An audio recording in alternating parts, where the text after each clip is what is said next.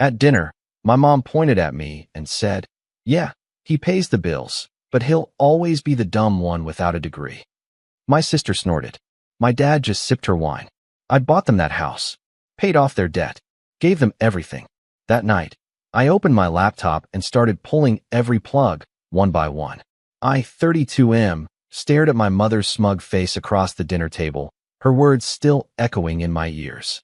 She had just pointed at me like I was some disappointing exhibit and announced to everyone present that while I might pay the bills, I'd always be the dumb one without a degree. My sister let out that familiar snort of agreement, the same sound she'd made since we were kids whenever Mom took shots at me.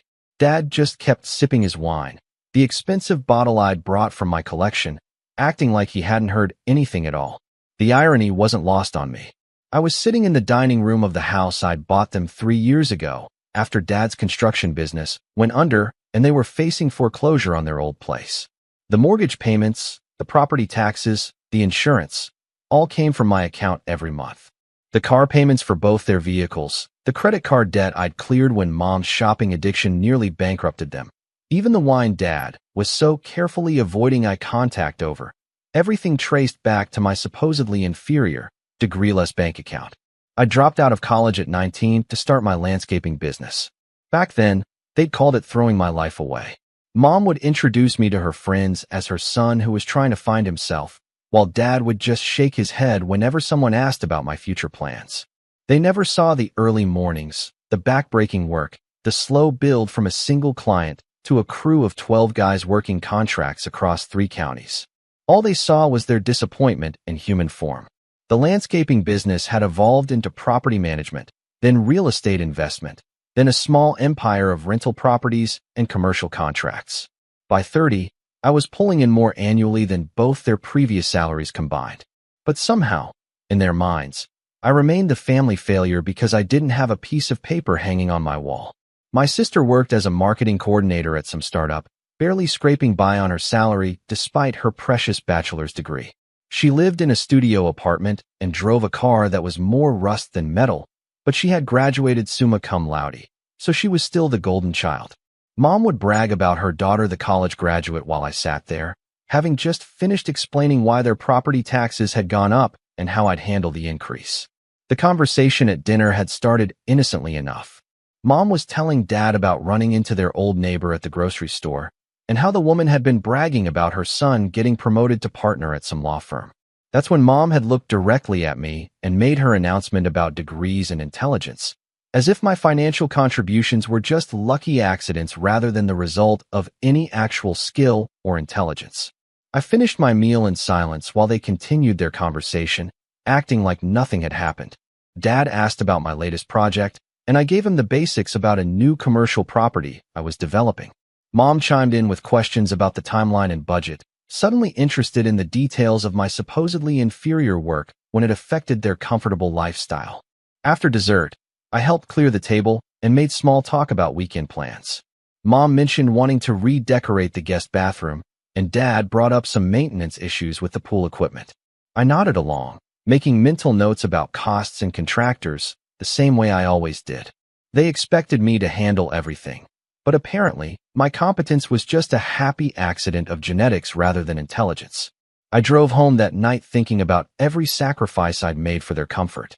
The vacations I'd skipped to cover their expenses, the business opportunities I'd passed up because they needed immediate financial help, the relationships I'd let slide because family obligations always came first. I'd built my entire adult life around ensuring they never had to worry about money again, and my reward was being called the dumb one in front of the family.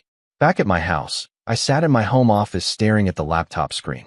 The monthly automatic transfers were all laid out in my financial management software: mortgage payment, insurance, utilities, car payments, credit cards, even a generous monthly allowance I'd set up so they wouldn't have to ask for spending money. Thousands of dollars flowing out of my accounts every month to maintain their lifestyle, all because I'd wanted to take care of the people who raised me. I started with the small stuff. The subscription services I'd been paying for, their streaming accounts, Mom's meal delivery service, Dad's golf club membership. A few clicks and they were all canceled, effective immediately. Then I moved to the credit cards. I'd been covering their monthly payments for 2 years now. ever since Mom's spending had spiraled again. I called the companies and removed myself as an authorized payer, letting them know the account holders would handle their own bills going forward. The car payments were next. Both vehicles were in their names, but the monthly payments came from my account through automatic withdrawal. I canceled the authorizations and sent emails to both of them explaining that they'd need to handle their own transportation costs starting the following month. I was professional about it, almost clinical in my language, explaining that I was restructuring my financial commitments and could no longer provide assistance with their vehicle expenses. The utilities took a bit more work. Most were in my name since I'd set everything up when they moved in, so I had to transfer the accounts back to them. I called each company and explained that the account holder was changing and that I'd cover the final month to give them time to set up automatic payments from their own accounts. The electric company was particularly efficient about it, confirming that the new account holder would receive the first bill in 30 days. The house was the biggest decision. The mortgage was in my name, but the deed listed all three of us as owners. I'd structured it that way to avoid gift tax issues when I bought the place, never imagining I'd want to unwind the arrangement. I sent an email to my attorney asking about options for transferring full ownership, explaining that I wanted to remove myself from all financial obligations related to the property. By midnight, I'd systematically removed myself from every recurring financial obligation to my family. The monthly transfers that had become as automatic as breathing were all canceled. The credit cards, the insurance policies, the maintenance contracts, everything was being transferred back to their responsibility. I calculated the total and realized I'd been spending almost $4,000 a month on their lifestyle, not counting the larger expenses like home repairs or medical bills that came up periodically. I drafted an email explaining the changes, trying to strike a balance between professional and personal. I told them I decided to restructure my financial priorities and would no longer be able to provide the monthly support they'd grown accustomed to. I explained that all accounts and services would be transferred to their names over the next 30 days, and that I'd cover one final month of expenses to give them time to adjust their budgets accordingly. The email sat in my drafts folder for an hour while I second-guessed myself. These were my parents, the people who'd raised me and supported me through childhood. Did one thoughtless comment really justify cutting off all financial help? But then I remembered my sister's snort of agreement, Dad's careful avoidance of eye contact, and Mom's casual cruelty in dismissing everything I'd accomplished as the lucky fumbling of someone too stupid to get a degree. I hit send at 1:17 a.m. My phone started ringing at 6:45 the next morning. I let it go to voicemail, then listened to Mom's increasingly frantic messages throughout the day. She'd tried to order groceries through her delivery service and discovered the account was closed. Dad had gotten a notice from his golf club about overdue membership fees. Their credit card had been declined at lunch, and they discovered I was no longer covering the payments.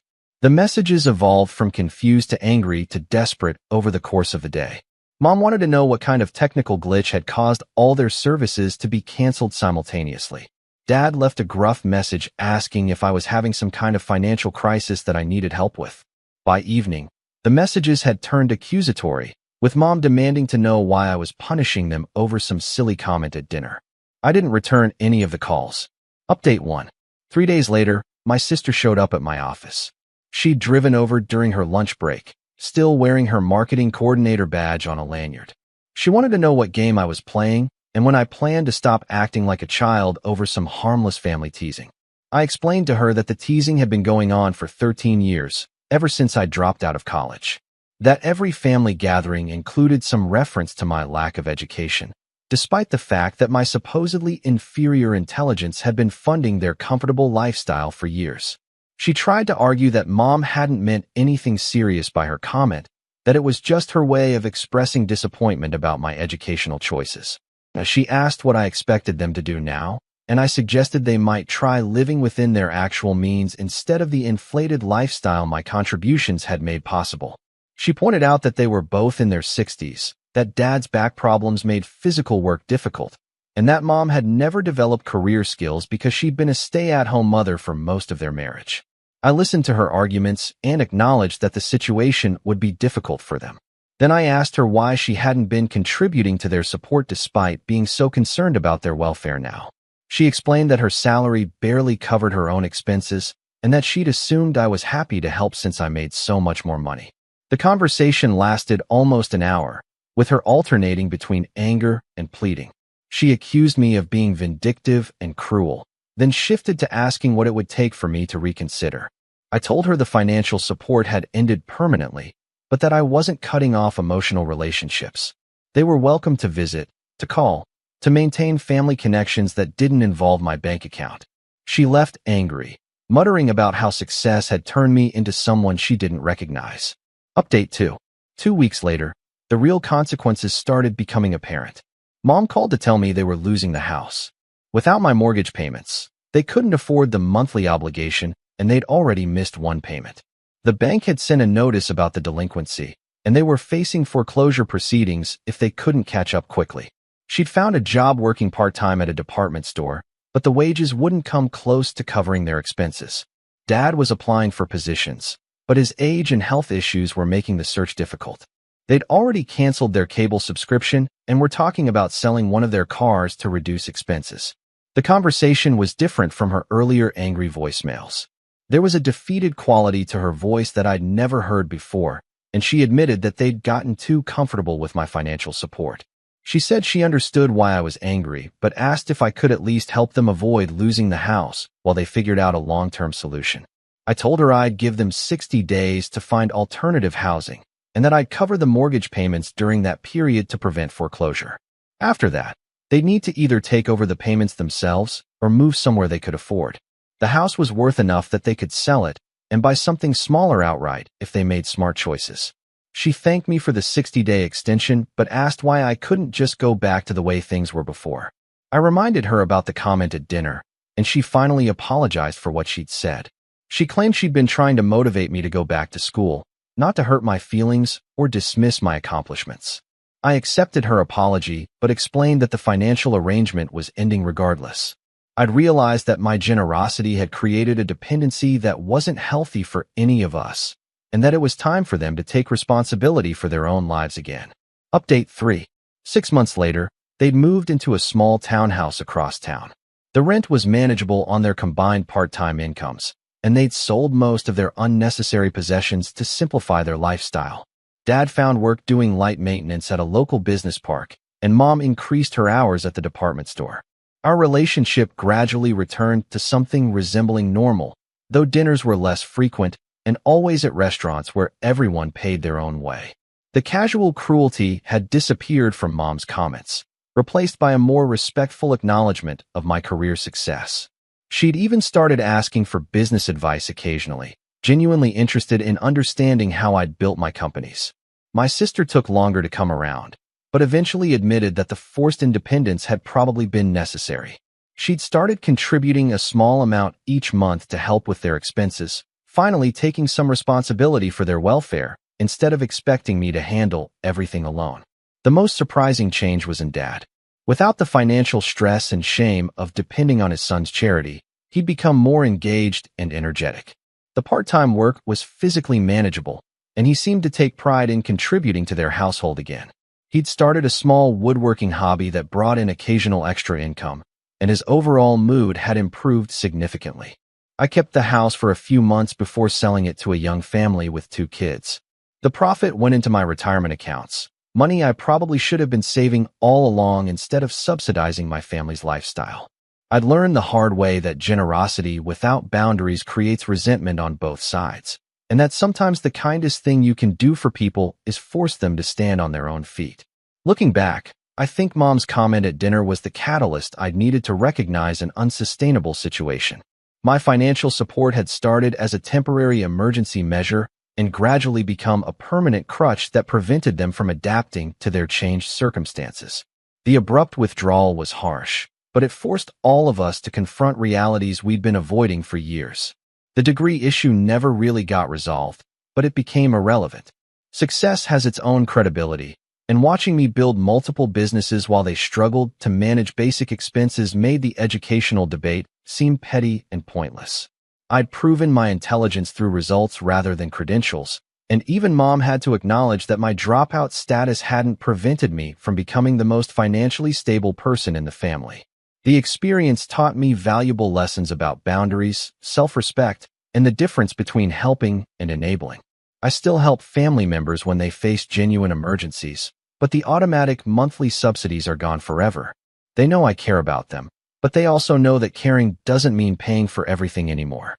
These days, when we have dinner together, everyone contributes to the conversation as equals rather than benefactor and dependents. It's a healthier dynamic, even if it took some painful adjustments to get there. Sometimes the most loving thing you can do is refuse to rescue people from consequences they need to experience.